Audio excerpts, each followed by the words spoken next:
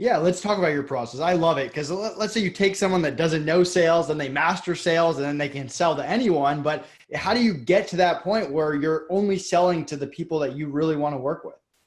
It's all about identifying what you do and don't want, what you will and won't tolerate as far as a client that you onboard. And this changes the process fundamentally. Instead of you going for the yes or going for the no, which almost everybody does, right? This actually removes that responsibility from your prospect and puts it on you. You get to say yes or no. And it starts with this, identifying who it is that you want to work with and why.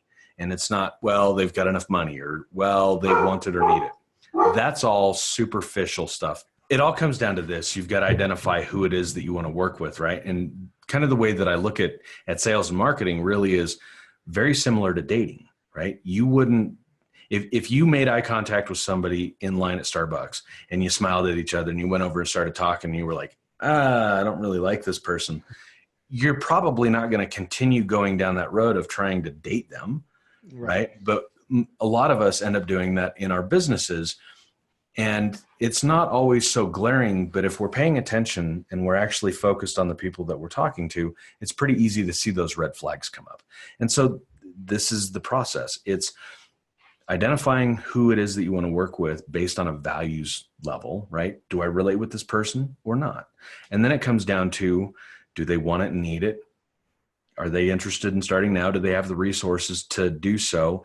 And am I really the right solution for them? If you can answer all of those questions, it's really easy to have a sales conversation, which a lot of people think they need a script to be able to do that. And that's really not the case. There's a simple process to a sales conversation: introduction, setting the agenda, qualifying, and making the offer. And it's in this setting the agenda and the qualifying part where we really identify if we are the right fit for them, if they're ready to get started, if they've got the resources, if they want and need the thing, and if we would love to work with that person. And if all of those things are a fit, it's really just like, hey, Bob, like, here's the thing. This is the right thing for you. Here you go. You want it or not? It's simple to an extent that people go, it's got to be more complicated than that. And it's funny when people finally get this in our world, they're like, oh my God, this is so easy, because they're dealing with people that are easy to talk to. They're dealing with people that actually want and need the thing, and they're really the right fit for their prospects. It just makes the whole process easy.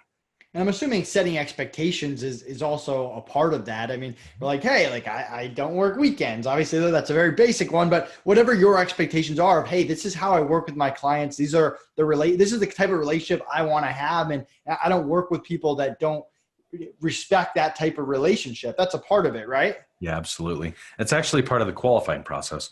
So in a sales conversation, our job is to identify if they want it and need it, right? We've got to diagnose it. But in that part where we're figuring out if this is the right person for us, that's all in the qualifying. Hey man, if you're going to be like leaning over my shoulder and yelling at me every 35 minutes and, calling me on Sunday mornings at 6:00, this isn't going to work. Setting boundaries and managing expectations is really the key to onboarding a client. You got to go through all that stuff and make sure they're the right fit for you.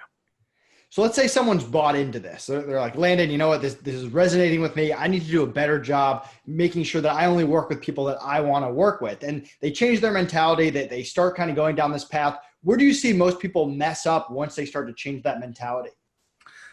The biggest thing is a lot of people are afraid to reach out and initiate a conversation. And it's because we're all taught or we assume that we should just reach out and start a conversation and say, here's 9 paragraphs of this awesome thing that I've got, and you should buy it because I think it's the right thing for you.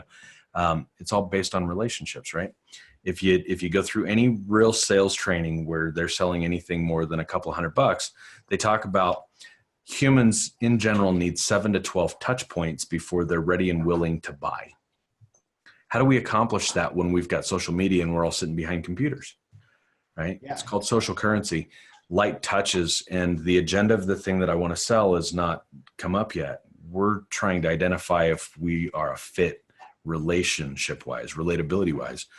That piece of it, that step, is what a lot of people, once they start getting this and they go, oh my God, this makes so much sense, and they've got a couple of conversations that happen well, they go, okay, cool, I'm going to go find people that I can talk to because this process works. and then they start getting rejection and stuff like that. Even though some of those people are the right fit, it's just too early. At Starbucks, you don't make eye contact and go over and stick your tongue in her ear. And that's what it feels like a lot of us do on social media. So once they figure that out and they go, oh, so this isn't a 30-second pitch in somebody's DMs. This is like 7 to 12 touch points over the course of like 5 to 10 business days. And generally, when done right, those people reach out to you and say, I saw that thing that you do, that thing that you posted. Can we talk about that? Because I need that. And then it just takes off. Give us an example of some of those touch points. So let's say that there's an influencer, you want to work with them. You don't want to just reach out and be like, hey, like buy my product. Where do you even begin? Because I think you're right. That's where a lot of people get lost. We call it social currency. And the way that I do this is if I identify somebody that's the right